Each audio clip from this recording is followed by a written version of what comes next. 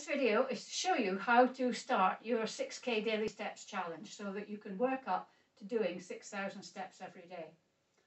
Some of you, particularly those that haven't been active for quite a long time, will not be able to or may find it difficult doing 6,000 steps all in one go. What I don't want people to do is to get all enthusiastic, go out for a couple of days and do 6,000 steps every day, become exhausted and think, oh, I'm not doing that again, and then stop doing anything at all. The 6K Daily Steps Challenge, you'll need some equipment. You need a pedometer. Now you can either buy a pedometer or most smartphones have a very good pedometer attached. But that means that you have to take your phone with you everywhere you go to get an accurate picture of how many steps you're doing. But that's fine. I mean, and the pedometers on the phone, there's several around, and I don't know which ones, any one is better than any other one. I just look at the reviews and things. I've got one on my phone. I can't remember which one it is now. Some watches have a pedometer. You could maybe use that. But however you do it, you need a pedometer. Don't do it by time and don't guess, because guessing doesn't really work. And what you do is on day one, or actually you could do it, if you have a pedometer, you could do it tomorrow so that you're ready to start on New Year's Day, is just take a note of how many steps you do. Just go about your normal business and see how many steps you do. Now, if you do more than 6,000, that's great. You don't need this video, switch off and go about your business. If it's under 6,000, that's great as well. That's your baseline and you can build on that. What I want with this challenge is to increase the number of steps that you do throughout the day. So don't go out and do 6,000 steps and then lie on the sofa for the rest of the day. It's by tweaking. I mean, if you want to go out and do 6,000 steps as well as all your everyday activity, that's fine if that's what you would normally do. But what I want you to do is just by tweaking your steps, you can gradually increase them. If you're way under the 6,000, then maybe increase by 10% every day. So just let's, for the sake of argument, pretend that you've measured your steps and it's 1,000. So day 2, you do 1,100. And then I'm going to start, my maths is going to start getting me in trouble here. You just increase by 10%.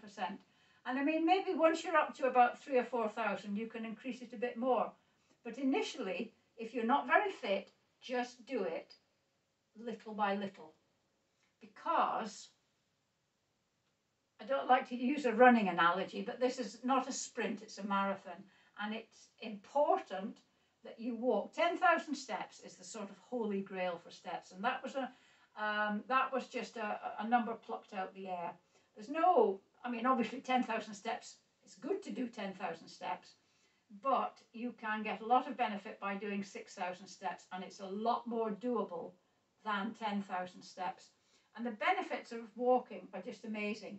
Apart from the sort of physical improvements on the cardiovascular system, less incidence of type 2 diabetes, better mental health, all that sort of stuff, getting out in the fresh air, walking is really good for your balance, because if you've had a fall, walking becomes a bit problematic. You become afraid to walk. I'm going to show you how to walk in a minute.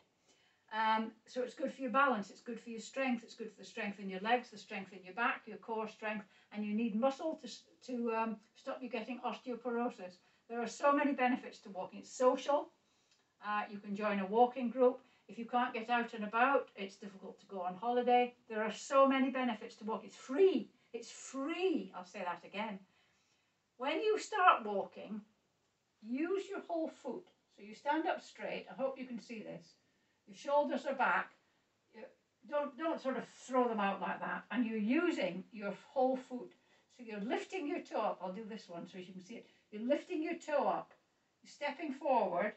You see, that's where the balance comes in, because you're momentarily off balance. You step forward and you land on your heel and you use the outside of your foot and you push off with your toe. So you're doing this. I'll walk across the screen for you. I hope you can see my feet. It feels a bit unnatural at first, but it's a very ergonomic way of getting around. I watch people walking a lot, and you see people doing that shuffle, because they're fallen and they're afraid to pick their foot up and step forward. But you're less likely to fall that way than you are if you shuffle, because if you shuffle, you're going to hit all the bumps in the pavement and things. So have the confidence to foot forward, pull your toe up, land on your foot, and off you go. I think that's about it. What you need to do, yes, sorry, what you should do, and your phone will do this for you, and pedometers will as well. I used to have a notebook and write down what I'd done every day and keep a note of my improvements. You can do that if you like, but your phone will record the number of steps that you do every day. If you've got any questions, please just ask. You can get hold of me on my Over 50 Fitness Facebook page. And if you're watching this on YouTube, you already know my YouTube channel, which is Rosemary Malice it's Rosemary Malice Over 50 Fitness, and 50 is FIFTY. And if you're on my YouTube channel, if you could subscribe, I'd be very grateful. Thank you very much. And I'll post again tomorrow, and I'll post again on Saturday, and I'll do regular posts and see how people are getting on. If people are able to contact me and let me know how they're getting on, that would be fabulous. Another way to get your steps up is to get a dog, but that's a bit drastic if you don't have a dog. Okay, see you later.